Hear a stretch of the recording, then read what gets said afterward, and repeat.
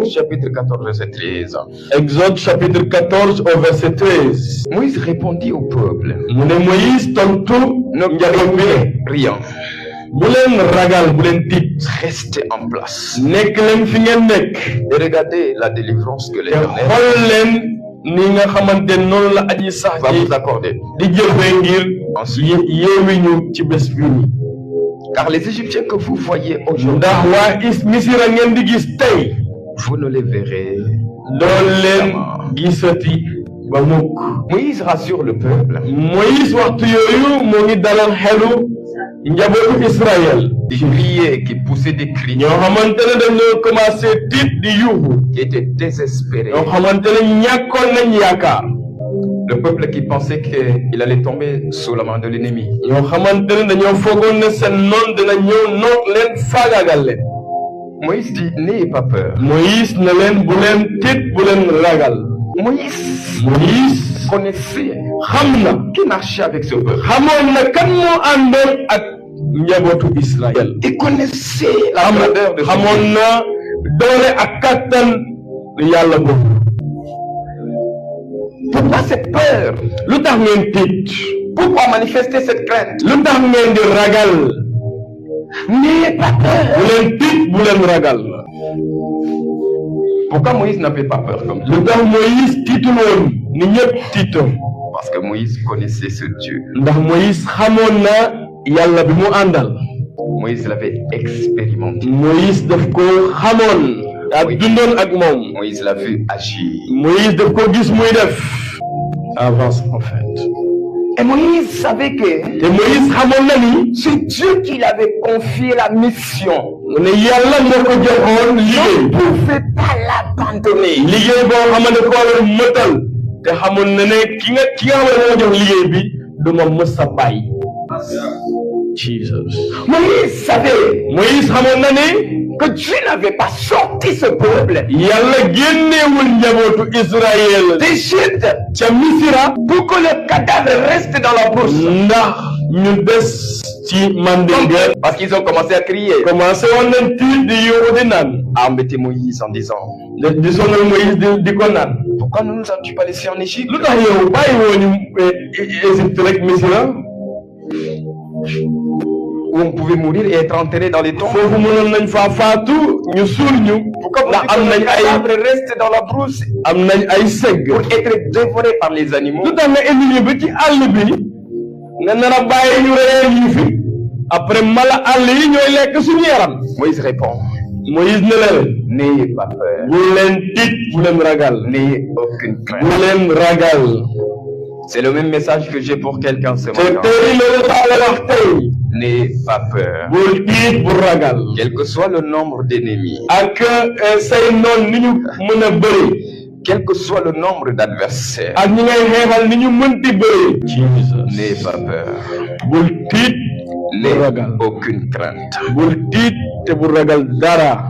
Restez en place nekk leen fi ngeen nekk. et regardez la délivrance. te xool leen yeeweeku bi nga xamante ne L'Éternel va vous accorder moom la aji sax ji ñuy may tey. tout ce que vous devez faire, lépp li ngeen war a def mooy. c'est de garder votre calme mooy ngeen des fi ngeen des.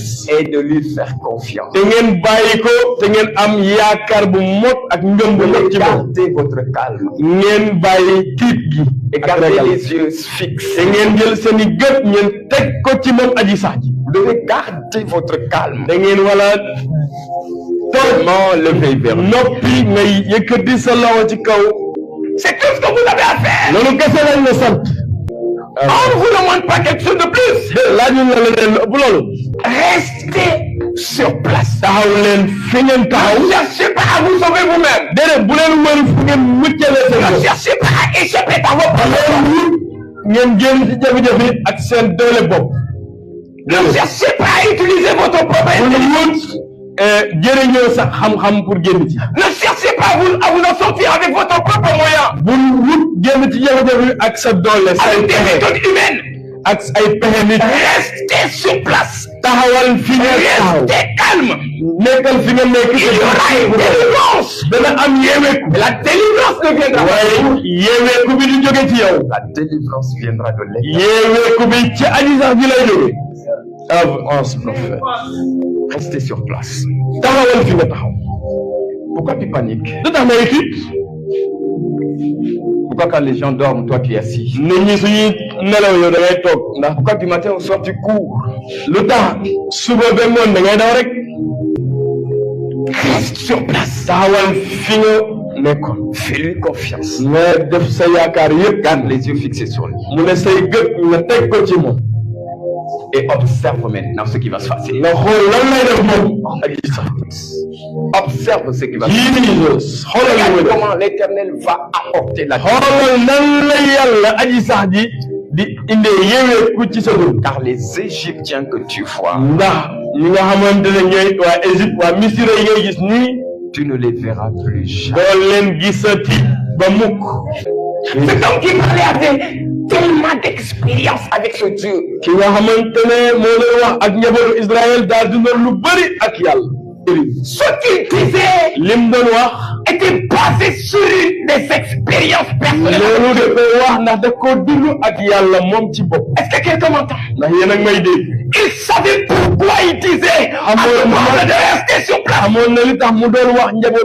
bu leen tiit bu leen ragal taxaw leen fi ngeen. On va te suivre en restant sur place et puis yow dañ lay nous détruire. dañ lay topp ci ba taxaw fi ñu war a taxaw après ñu yàquñu. C'est toi qui nous délivre. C'est toi qui vas nous délivrer. yow yaa ñuy musal. C'est toi qui vas nous sauver. yow yaa ñuy C'est musal. la main des Égyptiens. gis nga waa Misira ñoo ñëw.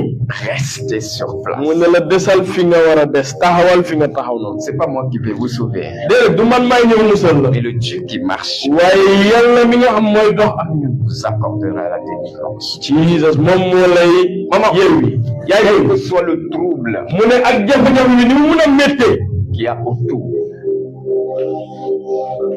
restez mu ne desal ak borom bi. sur place taxawal fi nga war a taxaw. et garde les yeux fixés sur lui. te say gët nga teg ko ci borom bi. Fais-lui confiance. nga def sa yaakaar yëpp ci moom. Je le connais. xam naa ko. Je connais ce Dieu. xam naa yàlla boobu. J'ai vécu beaucoup de choses avec lui. am na ay mbir yu bëri ay kéemaan yu bëri yu ma dund ak moom. Il peut laisser l'armée te suivre, mu ne mën na bàyyi armée bi ñëw attaqué la di la song si. mais il ne permettra pas à cette armée de te toucher. waaye armée boobu du la mën a Un cheveu ne tombera pas de ta tête. du am benn karaw sax boo xamante ne mën nañ koo laal ci yow. Le Dieu qui a sauvé ce peuple yàlla mi nga xamante ne moom musal njabootu Israël. sauvera ta famille. moom itam dina musal sa njaboot yaay booy. avance prophète. Vous savez, c'est difficile de rester sur place quand la mort vient par derrière. est-ce que xam ngeen ne daa métti nga taxaw fi nga war a taxaw su fekkee ne dee bi ma ngi di ñëw sa kanam. lu métti la lu jafe la. Voyez, le peuple regarde devant, il y a la mer rouge. njabootu Israël suñu xoolee seen kanam dañuy gis mer rouge. mooy géej gu mag Il bi. n'y a pas de passage. géej bu xonk bi. amul fu ñu mën a jaar. Il y a l'armée de Pharaon qui a léegi suñu xoolee seen ginnaaw ñu ngi gis la armée la Misira di ñëw pour le seen kaw. détruire. ngir noot leen ngir rëy leen. Moïse, tu veux qu'on reste sur place comme moi? mooy ñëw yaa ñuy ne ñu des. lu tax Tu ne loolu. vois pas le danger? xanaa gisoo ne ñun ñoo ngi waaj a sànku. Tu ne vois pas dans quelle situation nous sommes? xanaa gisoo jafe-jafe yi ñu. Tu ne vois pas que nous sommes dans la vallée de l'ombre de la mort? gisoo ne dee gi moom ñuy gën a jege. David dit, Bible bi nee na David ci boppam moo wax ne même quand je marcherai dans la vallée de mu ne l'ombre su ma gënee jege bàmmeel bi sax ak dee gi je ne crains aucun mal, mu ne du ma ragal benn ñawteef car tu es avec moi. ndax yaa ànd ak man. Pas parce que je suis fort, nekkul ne ndax dama am doole.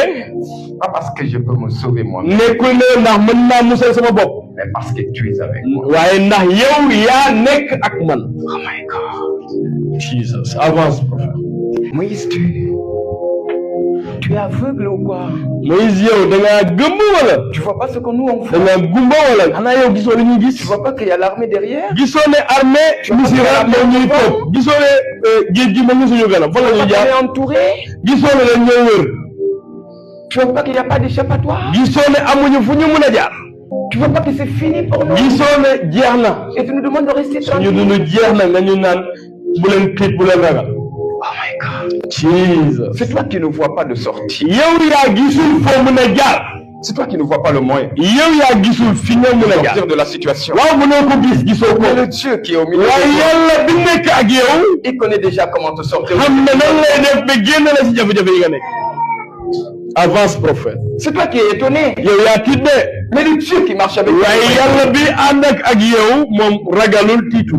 c'est toi qui ne connais pas comment la solution. yow yaa xamul fi solution bi jóge ja. Dieu savoir est déjà bi jóge. programmé. waaye yàlla planifié. xam na fan ak Sortir de là. la ngay génnee ci jafe-jafe bi. Verset 14, l'Éternel combattra pour vous. mu ne ci verset 14 bi fukkeel Et ak vous garderez le ñeenteelu silence. ponk bi mu ne aji sax ji moo leen di xeexal. L'Éternel combattra pour vous. aji sax ji S'il te moo plaît. leen di xeexal. Écoute-moi bien. su la neexee déglu ma bu baax déglu ma bu baax. Tu dois m'écouter. da nga maa war a déglu bu baax a baax. Si ça dépend seulement de toi, su fekkee ne ci yow rek tu n'en sortiras pas. la mbir yi war a jaar wala yow rek yaa war a mën a soppi Arrête mbir. de compter sur toi-même, tes propres forces. Bye. Arrête de chercher un moyen personnel de s'en sortir. bàyyil di lal say Arrête pexe de bopp. chercher tes propres méthodes. bàyyil di wut say pexe bopp. Reste calme. mu ne bul tiit bul Fais-lui jaaxle. confiance. jox ko sa yaakaar yépp moom aji sax ji. Moïse n'a pas dit prenez vos armes et puis on va faire face à l'armée de Pharaon. déedéet Moïse moo leen ne jëleen seen gànnaay ñu génn jàmmarloo ak armée Il a Pharaon. dit restez calme. da leen wax ne taxaw leen fi ngeen taxaw. Restez sur place. taxaw leen fi ngeen taxaw te bu leen tiit bu leen ragal. L'Éternel combattra pour vous. mu ne aji sax ji dina leen xeexal. Mon ami, sama xarit il y a des combats am na ay xeex yoo xamante ne que tu ne peux pas mener toi-même. yow sa wàllu bopp mënoo koo xeex. avance prophète. Il y a des combats am na ay xeex qui nécessitent une intervention divine. yoo xamante ne aji sax ji moo war a ñëw xeexal. Et Dieu sait quand est-ce qu'il faut intervenir dans la vie de ses te enfants. yàlla xam na kañ la war a ñëw ngir xeexal la. Vous pensez que Dieu était absent? ah ngeen foog ne yàlla nekku fa woon. Dieu était là. yàlla mu ngi fa woon. Il a vu la situation. gis na jafe-jafe bi.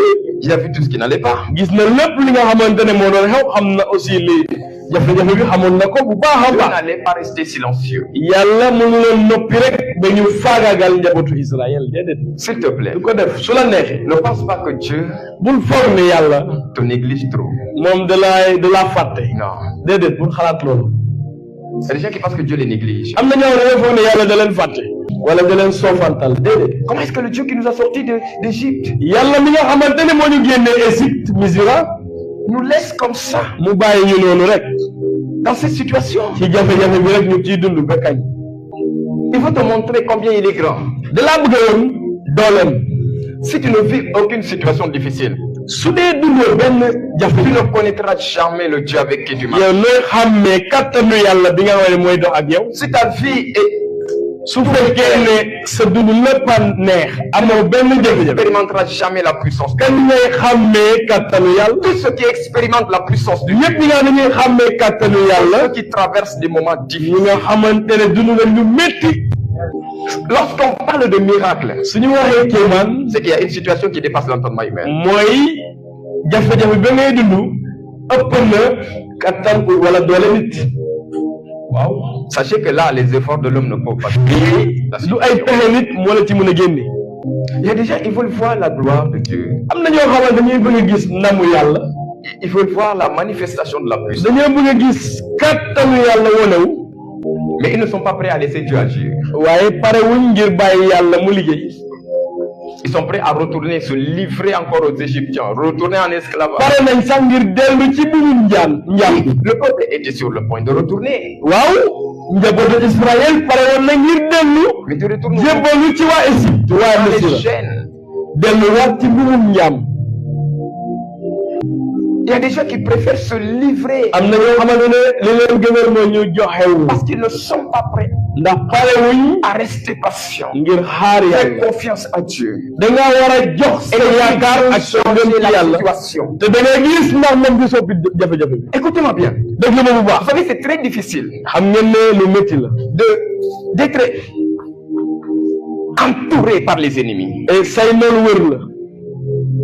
Et puis on te demande de rester patient après ñu ne la yow da nga war a tey lu et métti. de compter sur lui. après nga yaakaar ci yàlla. lu Attendre son méttee nga intervention. nga xaar yàlla def. lu méttee nga. Moïse, il va agir quand? Moïse kañ la yàlla bi def. Mais il se fait tard. ah mbir yaa ngi yéex de. Nous sommes en train de compter des jours. ñu ay fan yi ñoo ngi génneew Et de. l'armée s'approche au fur et à te mesure. armée misira ñoo ngi jege Les de. ennemis s'approchent au fur et à mesure. suñuy noon ñoo ngi gën a jege rek di ñu gën a bëgg ñëw faagaagal. Mais tu veux qu'on reste calme jusqu'à quand? léegi yow nga bëgg daal ñu toog nii rek. Un jour, 2 jours, 3 jours. benn fan 4, ñaari fan 5, ñetti fan juróomi fan. un mois. semaine weer. nga ñuy xaar nga. Mais tu veux qu'on reste yow daal nga bëgg ñu xaar rek. jusqu'à quel moment? ba kañ la ñuy xaar. On ne sait pas quand est-ce que Dieu va agir. xamuñu kañ la yàlla di def. Tu dis qu'il combattra pour nous. nga ne moom dinañu xeexal. Mais quand? waaye kañ lay doon. Les ennemis sont déjà sur nous. ah noonu yi da jege nañu. Ils risquent d'arriver en retard. léegi ñu yegg si te mën na am sax balaa muy yegg si ño noonu yi faagaagal ñu ba pare. Dieu n'arrive jamais en retard. yàlla moom du yéex. su waree ñëw rek day ñëw. Dieu n'arrive jamais en retard. déedéet moom du tardé. Mais quelquefois, quand c'est difficile, waaye léeg-léeg su méttee on pense que Dieu vient en retard. dañuy foog ne yàlla daa tardé. On pense que Dieu a trop négligé. dañuy foog ne yàlla da la neewal doole. Il combattra pour toi. dana la xeexal. amen. Est-ce que quelqu'un peut lui faire confiance ndax mën na teg sa yaakaar ci moom. face à n'importe quelle situation? ci jafe-jafe boo mën di dund. S'il te plaît, su la neexee. fais-lui confiance. mu ne defal sa yaakaar ak sa ngëm ci moom. Je sais que c'est pas facile xam naa ne yombul. d'attendre xaar. quand tout est agité autour. surtout mbir yi su jaxasoo. Jesus. Mais il faut qu'il permette waaye mbir yooyu. que certaines situations arrivent yàlla mooy bàyyi mu yegg si foofu. pour te révéler une face de lui que tu ne connaissais pas encore. ngir mu woon la xar kanamam boo xamante ne yow mosoo ko xam. Pour te montrer que sa puissance dépasse ngir woon la ne kattanam ce que tu imaginais. ëpp na yow li nga doon xalaat. Parce qu'il y a beaucoup de gens qui limitent Dieu. am na ñoo xamante ne dañuy limité yàlla. dañuy foog ne yàlla Il a déjà fait dans l'autre vie. dañ. C'est pourquoi il y aura une situation qui viendra loolu moo tax dina am jafe-jafe bii ñëw sa dund. que tu n'as jamais vécu avant. boo xamante ne mosoo koo dund. Pour qu'il te montre ngir mu woon la ne. qu'il est capable de faire au-delà de ce moom qu'il a mën déjà na fait. def lu ëpp li mu jot a def ba pare. Est-ce que quelqu'un m'entend? ndax yéen a may dégg. Écoute-moi bien. Chaque déglu ma bu baax. situation, jafe-jafe boo mënti chaque am. problème dans ta vie jafe-jafe boo mënti am sa dund. est une opportunité pour Dieu boobu day nekk pexe yàlla. de manifester sa puissance. ngir wone kattanam. Il y a certaines situations qui arrivent dans ta vie. am na ay mbir yoo xamante ne ay jafe-jafe yi ñëw sa dund.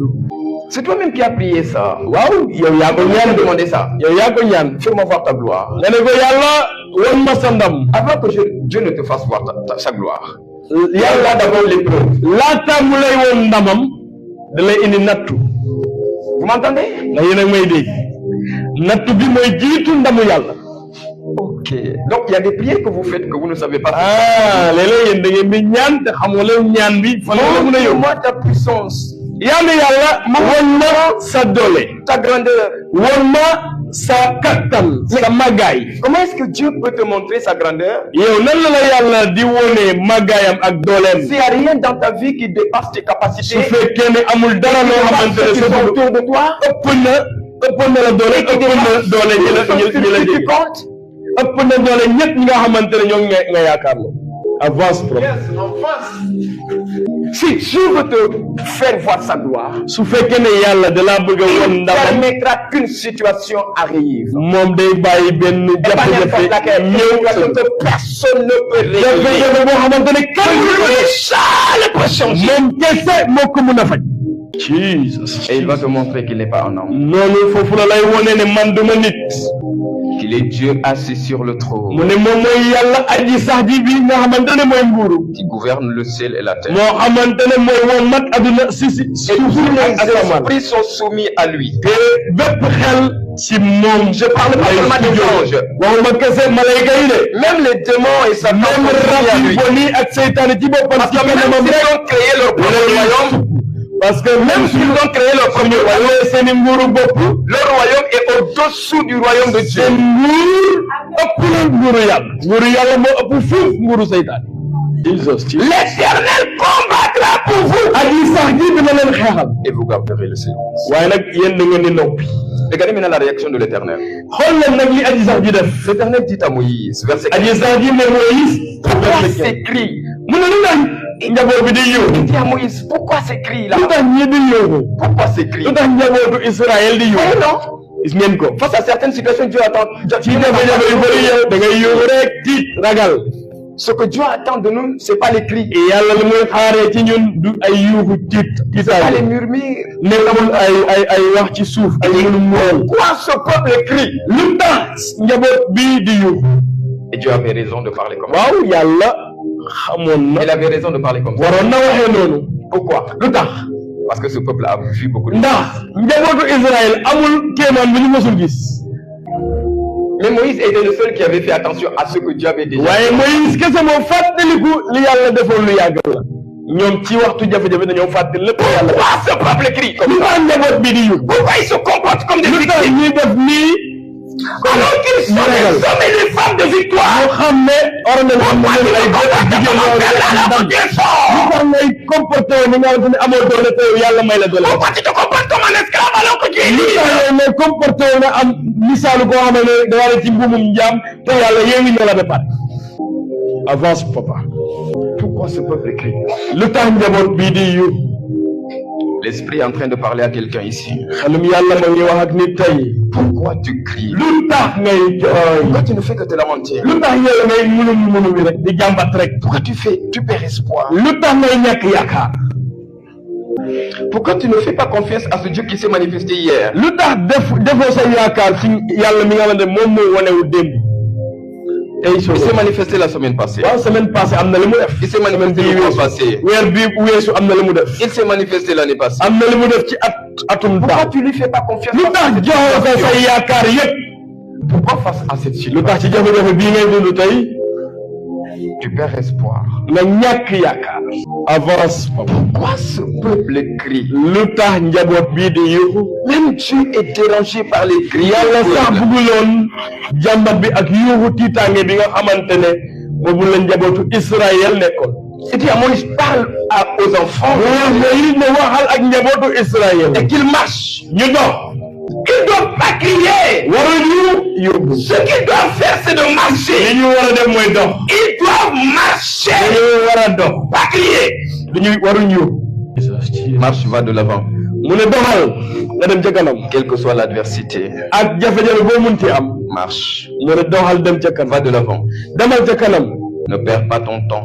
déedéet bul ñàkk say simili wala sa waxtu yi ca kanam Quelle que soit la taille de tes ennemis. ak doole bu ñu mun ci am say noon Marche. mu ne doxal Et laisse Dieu s'occuper d'eux. bàyyil yàlla toppatoo mbir yooyu Toi, marche seulement. yow doxal rek lan la sant C'est Dieu qui s'occupe du reste. li des yàlla moo koy Marche. motal doxal rek Maintenant, il dit à Moïse, noonu mu wax Moïse ne parce que chacun a quelque chose à faire. mu ne ndax itam ci mbiru yàlla ku ne daa am li mu war a def Il dit à Moïse, toi, lève ta main. noonu nag ni mu waxee njabootu Israël ñu dox mu ne léegi nag yow Moïse yëkkatil sa bant bi Étends ta main sur la mer mu ne tàllalal sa loxo ci kanamu géej gi et fends-la. ci xaajal géej gi Et les enfants d'Israël entreront au milieu de la te mer. noonu soo xaajee géej gi njabootu Israël danañ jaar ci digg bi te jàll Ils marcheront à sec. loolu dañ dox ci foo xamante ne du tooy day yow kol Vous savez, face à chaque situation, ndax xam ngeen ne ci jafe-jafe bu munte am apprenez à écouter la voix de Dieu. tàmm leen di déglu kàddu yàlla Et lorsque vous vous laissez envahir par la peur, léegi soo leen bàyyee tiit bi tiitaange fees ci seen xol vous ne pourrez pas écouter la voix de Dieu. doo leen mën a déglu kàddu yàlla Moïse était le seul à pouvoir entendre Dieu. Moïse moom kese moo mënoon dégg yàlla. En ce moment, parce que lu tax ndax waxtu yooyu lui seul est déconnecté. moom kese moo bàyyi woon xelam ak Les xolam ci autres yàlla. étaient envoyés par la peur. ñeneen ñi tiitaange moo leen jàppoon. Apprends à rester calme mu ne jafe-jafe su ñëwee. et laisse Dieu te diriger del dal. toute situation. del dal te nga bàyyi yàlla mu toppatoo jafe-jafe. avance dal. La solution viendra de l'Éternel. mu ne saafara bi ci aji sax ji lay jógee. Mais il fallait un homme connecté à lui waaye nag soxla woon na nit koo xamante ne pour daa entendre am sa voix kóllëre ak moom te di koy déglu. et connaître qu'est-ce qu'il fallait koo faire. xamante ne waroon na xam li ko yàlla wax mu def. Et dit à Moïse, loolu mu wax Moïse ne lève ta verge. mu ne yëkkatil sa bant bi. Jesus.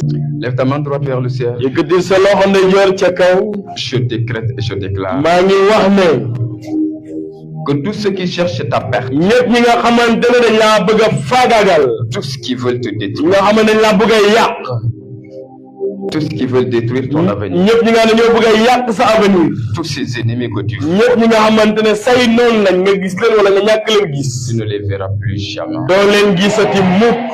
À partir d'aujourd'hui, li ko dalee tey je proclame et je prophétise maa ngi wax ci baatu yàlla ne cette maladie qui te fait crier, feebar bi nga xamante ne sonal na la ay at qui te fait crier tout bi le nga xamante ne day tax nga yuuxu bés bu ne tu ne la verras plus. doo ko gisati mukk. in the name of Jesus. Ces démons qui viennent t'attaquer rab yi nga xamante ne dañ lay sow et qui t'empêchent de yi dormir, nga xamante ne dañ lay yàqal je décrète et déclare maa ngi wax ne qu'à partir d'aujourd'hui, li ko dalee tey tu ne les verras plus jamais. doo leen gisati mukk. in the name of Jesus. Tous ces ennemis qui apportent le trouble dans ta yëpp ñi vie, nga xamante ne ay noonu la yoo xam ne dañuy jaxase sa dund. au nom Kàddu yàlla de la. Jésus, maa ngi wax ci turu Yeesu que tu ne les verras plus jamais. doo leen gisati. Lorsque Dieu veut sauver une nation, su yàlla bëggee muccal xeetam il suscite un homme day tànn benn nit et il lui donne un bâton. mu jox ko bant. Lorsque Dieu veut sauver une famille, su bëggee muccal njaboot il peut susciter un homme, une femme dans la day famille jël benn nit góor wala jigéen ci njaboot ba et lui donner un bâton. mu jox ko bant. Dieu n'a pas dit à Moïse, lève ta main. déedéet yàlla waxul Moïse ne yëkkatil sa loxo. Il lui a dit, lève ta verge. def ko ne yëkkatil sa bant bi. Jesus. Dieu n'a pas demandé à Moïse de lever une main vide. yàlla waxul Moïse ne yëkkatil sa loxo yi neen. Il lui a demandé de lever une verge. da ko ne yëkkatil sa bant bi. C'est avec la verge que Moïse devait séparer la mer. ci ak bant boobu la Moïse xaaje géej gi ar géej gi. Il dit à celui qui est à côté de toi, on ne sépare pas la mer avec une main vide. mu ne waxal ki la jege ne mënuñoo xaaj géej gi ak ay loxoy nen. Tu dois utiliser une verge. da nga war a xar géej gi ak bant. Il se peut que tu es la personne qui doit lever la verge pour sauver ta famille. mun na am yow yaay ki nga xamante ne yaa war a yëkkati bant bi ngir musal sa njaboot. amen. En ce moment, toute la vie de ce peuple dépendait d'un seul homme. ci waxtu boobu dundu njaboot bi yépp ci benn nit la ko yàlla tegoon. Un homme qui avait une verge. koo xamante ne bant rek la yoroon. Si cet homme avait échoué, su fekkoon ne kooku daa daanu tout le peuple aurait échoué. mu ne njabootu Israël yépp dañuy daanu ak moom. Si cet homme était tombé, nitu yàlla kooku su daanu woon tout le peuple allait tomber. et njabootu Israël yépp dañ doon daanu. J'ai envie de parler à quelques personnes ici. am na ñenn ñoo xamante ne bëgg naa wax Si ak tu ñoom. échoues, ta famille échoue. su fekkee ne yow da ngaa daanu sa njaboot dañuy daanu. avance dañuy. Si tu tombes, ta famille va tomber. soo daanoo rek sa njaboot dañuy daanu. C'est toi qui as la verge yow yaa de la yor famille. bant bi nga xamante ne mooy musal sa njaboot. C'est à toi de séparer la mer yow yaa war a la famille. xar géej gi ngir sa njaboot mën a jàll. Si tu tombes, su fekkee ne da ngaa daanu Beaucoup de gens tomberont. ñu bëri dañuy daanu. Il y a beaucoup de gens qui dépendent de toi am na ñu bëri ñoo xamante ne ci yow la ñu dépendre. et de cette verge que tu as. ak sa bant bi nga yor. Tu dois faire quelque chose. am na loo war a def. You need to do something. am na loo war a def. Personne d'autre n'avait une verge parmi le peuple. kenn yoruloon bant bi Moïse yoroon ci biir njaboot bi. Quelquefois, Dieu te positionne léeg-léeg yàlla da lay tàbb. quelque part. tànn la teg la fenn. Il te donne quelques connexions. mu jox la ay xamante. ay kóllëre. Il te donne des connexions avec des points. mu jox la ay kóllëre yoo xam ne dañ kaa am ak ay ñoo ne yàlla dama leen tàbb. Parce que ndax de toi doit sortir une délivrance. ndax yow la yàlla war a tànn ngir yeewi sa njaboot. Ça peut être la délivrance d'une famille. mun na nekk Ça yeewi peut être la njaboot. délivrance d'un peuple. mun na nekk yeewi sax ay nit ñu bëri. Tu te connectes. yàlla bi lay boole. ak nit koo xamante ne yàlla moo ko diw. Kavadeva. Jesus.